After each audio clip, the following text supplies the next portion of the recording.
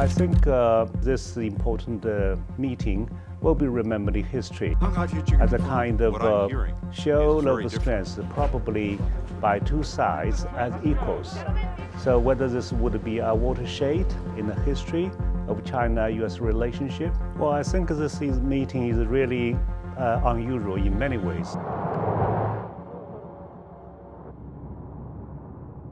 So first of all, because before the official talk start, they actually have a kind of opening remarks from two sides. But these opening remarks turned out to be very much exceptional in that it is almost a tit for tat. How come this kind of ceremonial opening remarks would become a kind of a tit for tat? I think this has a lot to do with the current relationship between China and U.S., which, according to the United States, is a great power competition. And what is most unusual is that before the Chinese delegation's departure for Alaska, the United States has actually sanctioned 24 Chinese officials. I believe this is a deliberate move to exert pressure on the Chinese delegation for the Chinese to back down. Director Yang's remarks of about 16 minutes is lengthy, but it is not without a reason. He actually has lent out.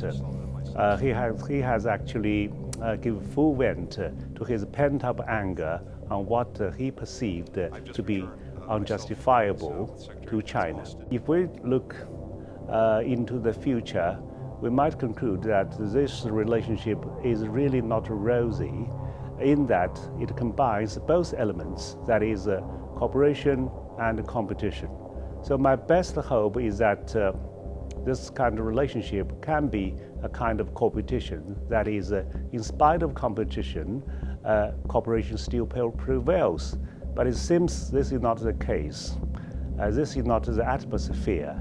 So we just hope that we can still manage to cooperate wherever we can. And this is the importance of this meeting, not only for this atmosphere, but for the agreement of both sides to cooperate on the issues of DPRK, Afghanistan, Iran, and so on and so forth. So we still have rooms for cooperation.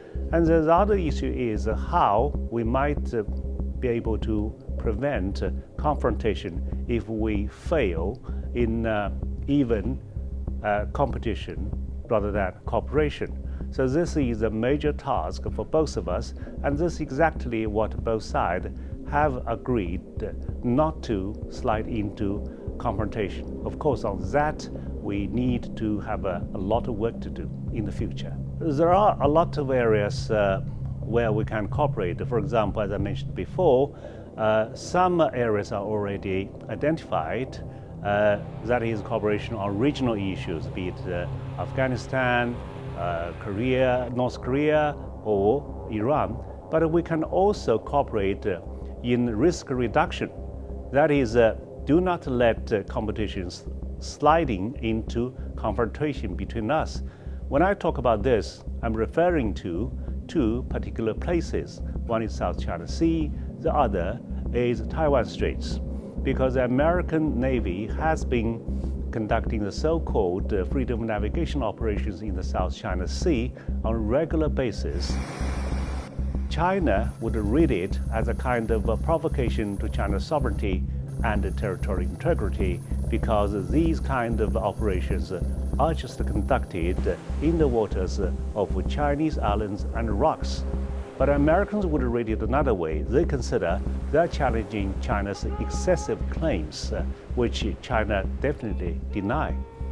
But if two countries could not find middle ground in this area, and because China's military strength is ever growing, so this might be a dangerous situation in which nobody wants to see.